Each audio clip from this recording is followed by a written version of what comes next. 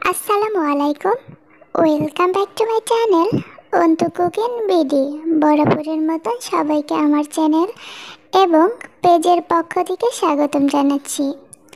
আজকে আমি খুবই মজাদার একটি ভর্তার রেসিপি শেয়ার করব। তোমরা থাম্বনেল এবং টাইটেল দেখে নিশ্চয়ই বুঝতে পেরেছো।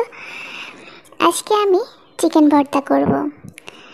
গতকালের কিছু চিকেন ছিল প্যানে, তো ওখান থেকে আমি একেবারে শাঁসা হাড্ডি বাদে যে চিকেনগুলো ছিল ওগুলোকেই তুলে নিচ্ছি।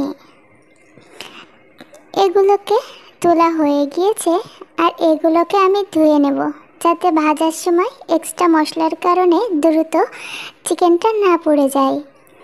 এটাকে আমি ভালো করে ধুয়ে নিয়েছি আর এগুলোকে হাত দিয়ে একটু চাপ দিয়ে ভেঙে নিচ্ছি।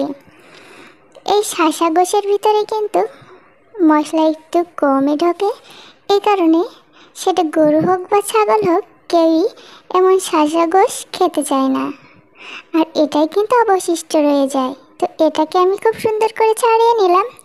চুলায় একটি প্যান দিয়েছি আর প্যানের এই চিকেনগুলো দিয়ে দিচ্ছি। এই পর্যায়ে জালটা অফ আছে। দুইটা রসুনের কোয়া ছাড়িয়ে নিয়েছি, ওটাকে দিয়ে দিলাম। বড় দেখে 3টা পেঁয়াজ নিয়েছি, ওটাকে কুচি করে দিয়েছি। 2টা শুকনো মরিচ, 3টা কাঁচামরিচ। মরিচটা কমিয়ে অথবা বাড়িয়ে দিতে পারেন আপনাদের প্রয়োজন অনুযায়ী। 1 টুকরো আদা কুচিয়ে নিয়েছি।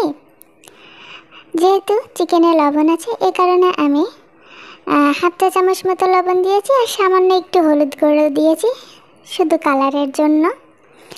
1.5 টেবিল পরিমাণে সরিষার তেল। এটাকে দিয়ে অল্প আছে এটাকে জাল করে ভেজে নিতে হবে।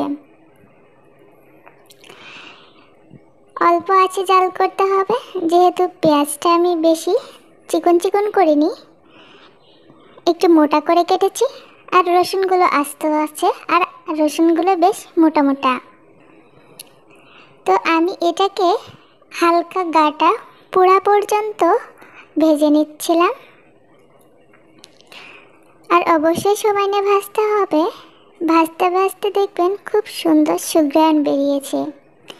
আর এটাকে ভালো করে ভাজা হয়ে গেলে এটাকে কিন্তু একটু ঠান্ডা করে নিতে হবে।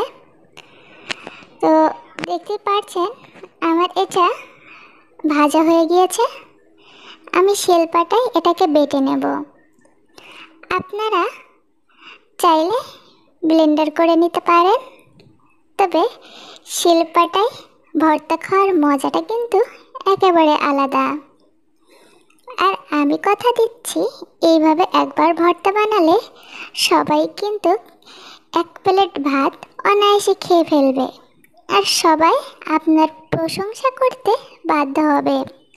তো প্রথমে আমি একবার বেটে নিয়েছি, তারপরে আবারও এটাকে সুন্দর করে ফিনিশ করে বেটে নিতে হবে, যেহেতু ভর্তা। আর আমার কাছে মনে হয় ফিনিশ করে বাটা বা ভর্তা খেলে বেশি ভালো লাগে। তবে এক একজনের রুচি এক এক রকম। যারা একটু দানা দানা খেতে পছন্দ করো তারা কিন্তু একটু দানা দানা রাখতেই পারো। তো আমি 2বার করে বেটে নিয়েছি আর এটাকে একটু সরিষার তেল দিয়ে ভালো করে মেখে নিয়েছি। বাস তৈরি হয়ে গেল আমাদের চিকেন ভর্তা।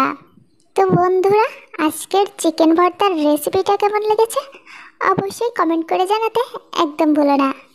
আজকের ভিডিওটা যদি তোমাদের কাছে একটু ভালো লেগে থাকে অবশ্যই কমেন্টে জানিও।